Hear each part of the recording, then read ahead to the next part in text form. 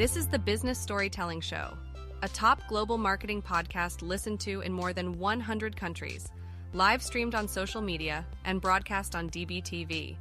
Christoph Trapp chats with industry leaders to help your company tell better business stories. Here's today's episode.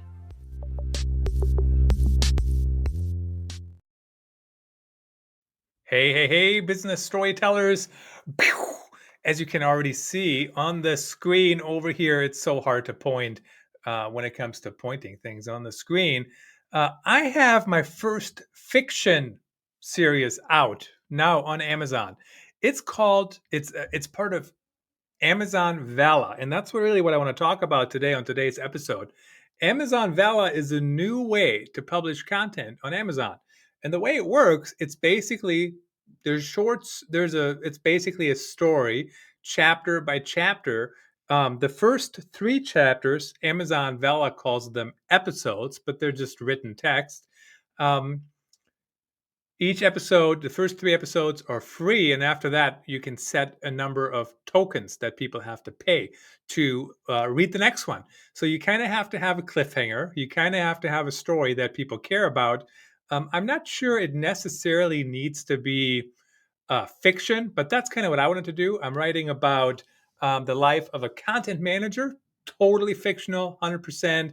The guy is just a little bit older than I am, but totally fictional. In fact, I'm not anything like him. He's a little old school, quite frankly, and I'm not old school at all. I always like to try new things, but who knows? Maybe he will come around. I don't know. I've only written the first 2 episodes so far. The other thing that I really think is cool on Amazon Vella is so then people can, first of all, they're going to pay for episode 4 and on, right? So you have to kind of get them to read along. But then also, they can give it a thumbs up. So I don't know if that's going to help. I don't know what the algorithm, how that works for Amazon Vella, how it's recommended, but it shows up on regular Amazon. So it does seem to work. And then you can put a poll. So what I'm doing is episode 1. It was just kind of introductory. Here's who the guy is. Here's like a person on his team. Who's the VP of marketing? Blah blah blah. Just like 1,200 words roughly. And then episode 2, we're kind of getting into a couple of storylines already. And then at the end of episode 2, I say, what should happen in episode 3? And then I give 3 options. You can give 3 options to in a poll. And I have that open for 2 weeks. So check it out. Make sure you scan that link over here. You can also find it in my Amazon store.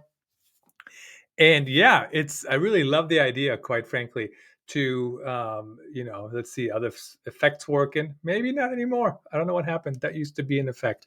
Effects are no longer working. Oh no.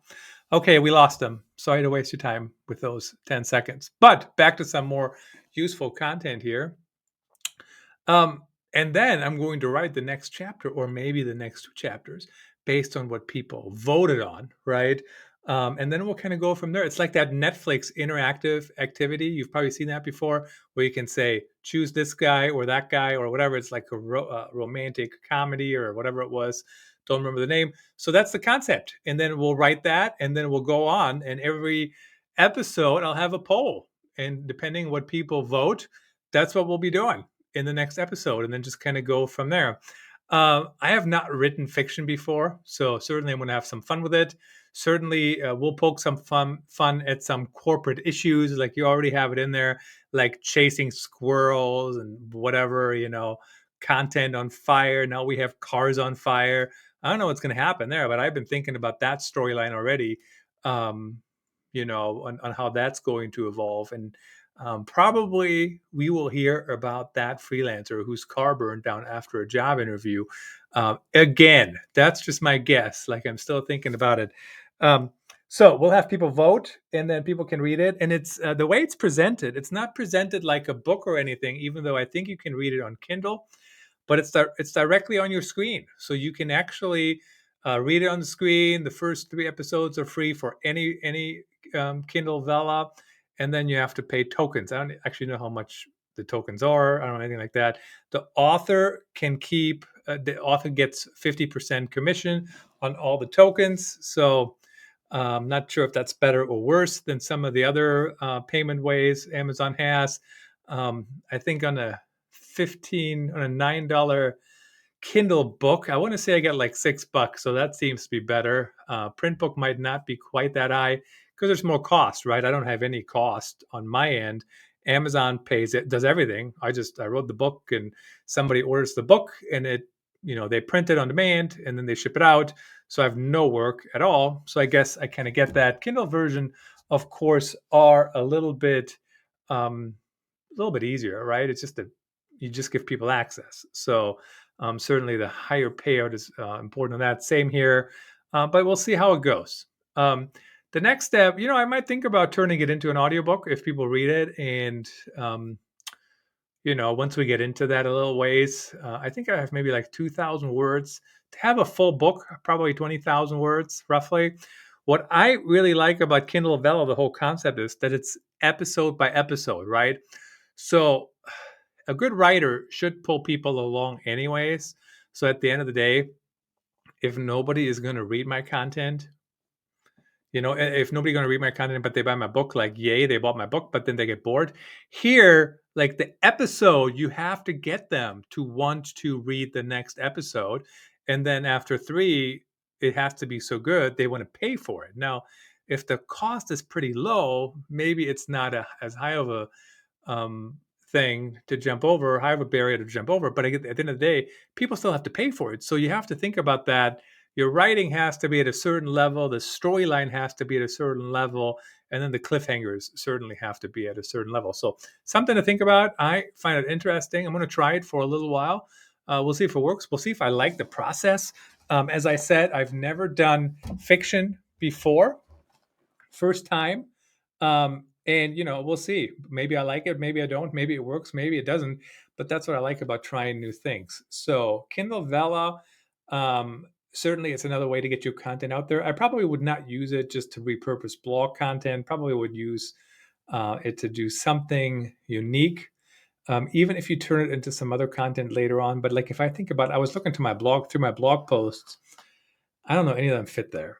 They're not continuous stories necessarily, right? So this needs to be like drawing people in, telling them a story. Could be a personal story. I don't know that it has to be fiction. So like I was just seeing somebody's post earlier about how they got laid off or let go or whatever. They lost their job. So like, could you chronicle how you took a new job and you thought that job was like the future and whatever, and then something happened and they let you go for whatever reason, doesn't make any difference. How you felt about that, especially if it wasn't your fault, like if it was a structural change or something like that. And then you basically chronicle the whole way back to finding a job. I mean, layoffs are so common nowadays, unfortunately. I mean, back in the day, in the newspaper days, which has been a while ago now for me, but like I remember nobody ever getting let go for anything, and now it's kind of common, especially I mean, not especially in many industries. So that's a way you could think about how do you chronicle something if you're in content, especially publicly, and then maybe people would read it.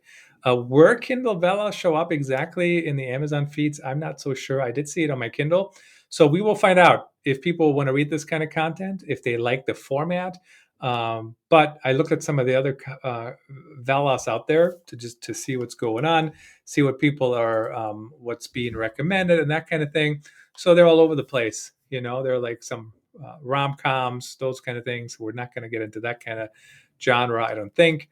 But yeah, so trying it, checking it out. The life of a content manager, what could go wrong? Plenty of things. Having a little fun with corporate culture, basically. And yeah, why not? Check it out. I'm happy to hear your feedback. ChristophTrapp.com if you want to send me an email or, drop me a note. Always happy to hear your thoughts. Or you can go right over there, scan the code, the life of a content manager, what could go wrong. And at the end of each episode, you can leave a comment as well.